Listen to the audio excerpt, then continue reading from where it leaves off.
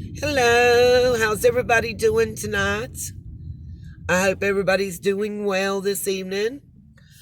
Um, just a little bit of heads up information. I should have the live stream up and running within the hour.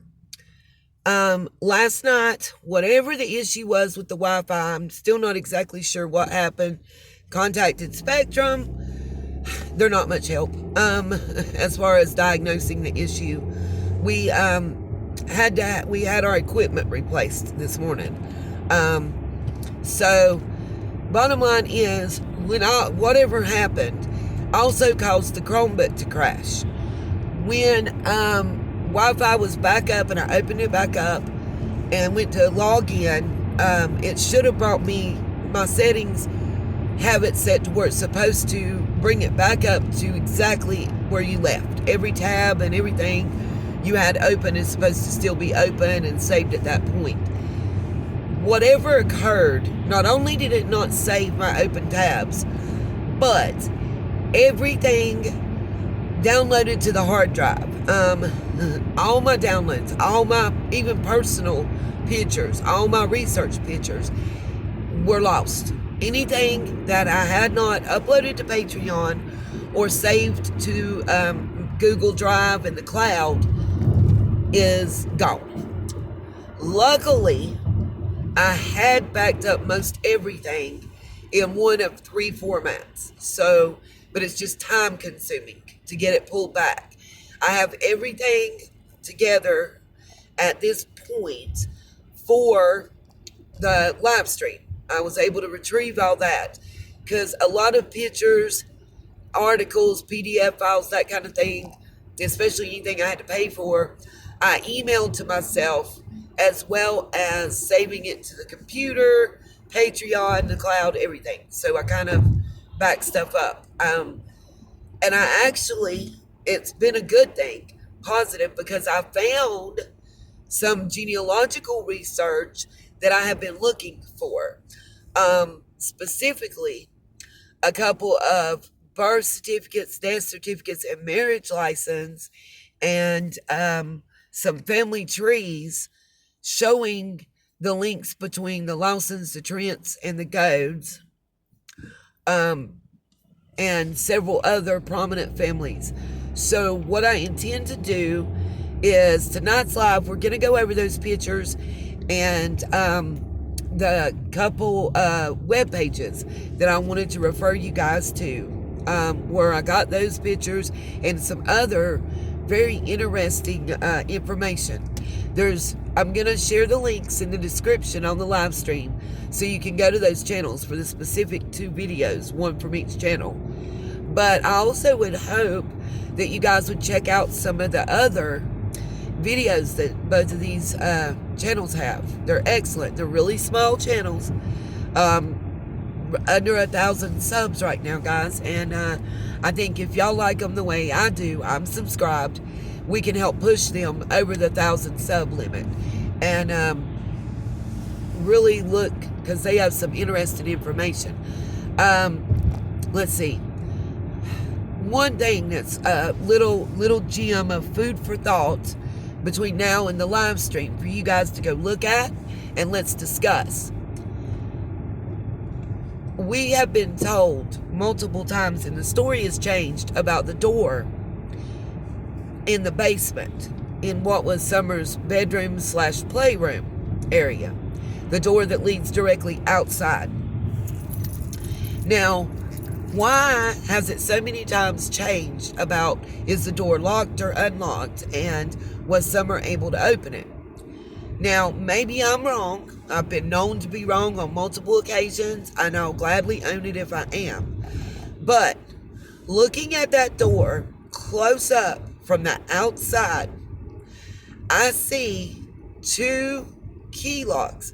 One is a little more raised and prominent, pushed out than the other. But I don't see a knob. I don't see a doorknob to grab and turn, or to grab a hold of and pull to be able to open that door from the outside. And remember, the door opens if you're inside and you open that door, it opens outward. It doesn't pull in, it pushes out.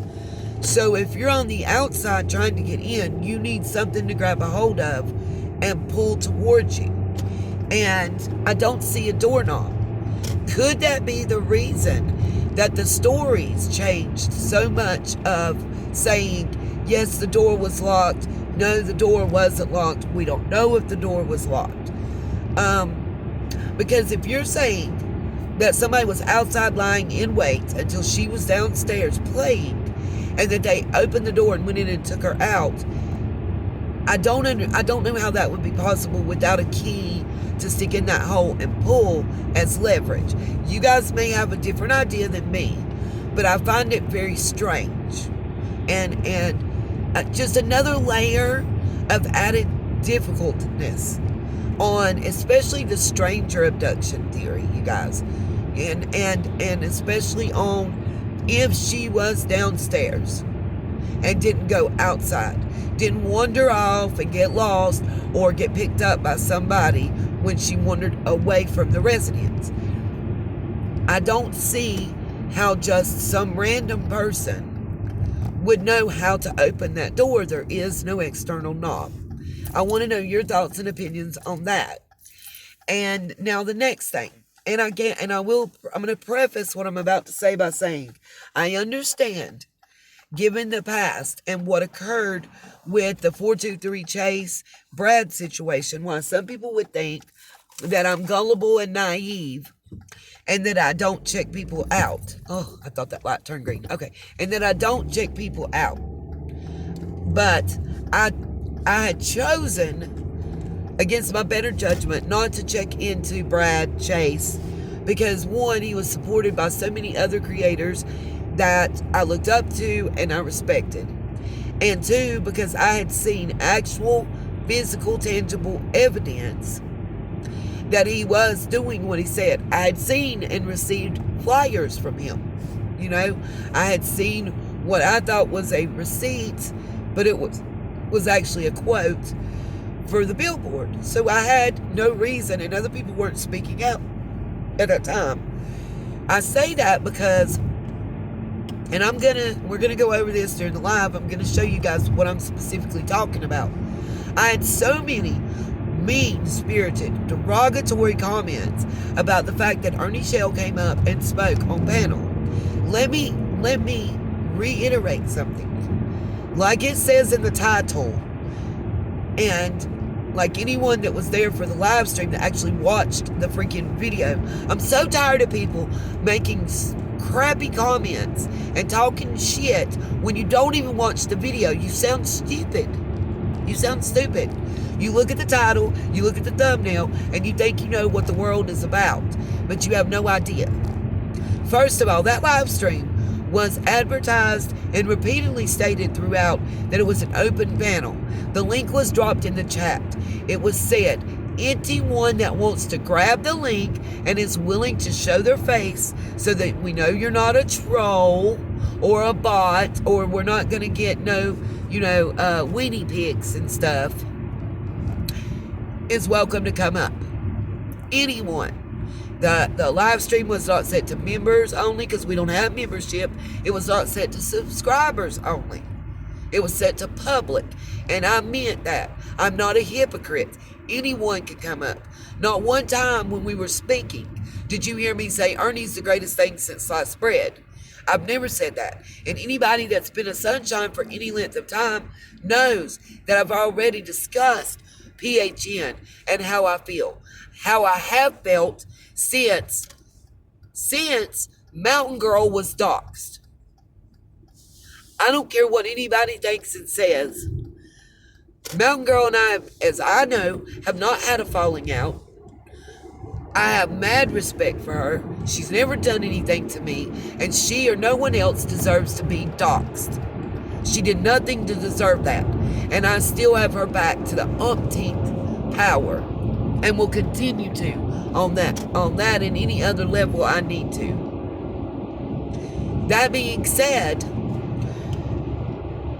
You got saying I got a predator and an SA purveyor on my panel and da da da da. Well, okay, he wasn't on my panel with me saying, "Hey, everybody go check him out and follow him." No, I didn't even tell anybody to post a link to his channel. What I did was I asked pertinent questions. I made sure that people knew that he was no longer involved with Predator Hunters Nation and that he was operating under a different name. That's one. Two, if anybody paid attention, they would have noticed as soon as I asked him about the murder trial of his brother, he wanted to spout a few things and get ghost. What I was trying to do was I thought, okay, he came up. There's a lot of controversy going on about him right now. A lot of things coming out from one specific channel that's quoted in my comments that I'm not going to name because I don't need to, because I've done my own research of the sketchiness. I've reported how he's faked documents.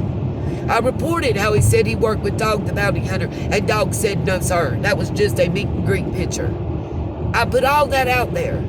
So for you to think that I'm so ignorant and naive that I'm falling at the feet of Ernie because I think he's fine, something is mentally wrong with you. You're unstable. I am trying to have a channel that deals in facts and documents and that is fair and as unbiased as possible. And in doing that, if I'm saying that anybody can come up and speak and the link is for everybody, what kind of hypocrite would I be? You say everybody but Ernie, he can't come up here. How many people attacked me for being civil and kind to Benny and are now supporting him? And not one of you apologized. I'm fed up with the crap. Go spill it to your mama. I'm not an idiot. I'm not.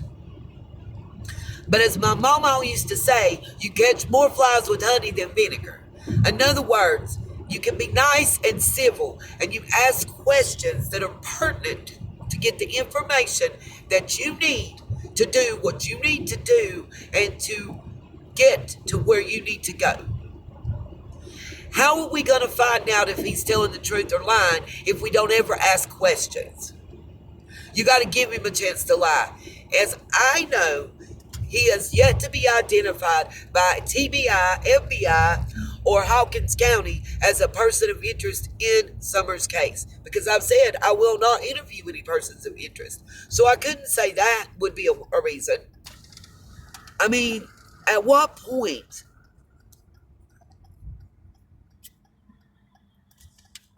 You know, nobody came and called Barbara Walters or Diane Sawyer an idiot and a piece of crap when they were interviewing Michael Jackson.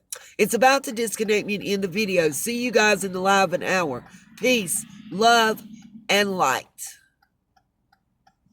See y'all in the live stream.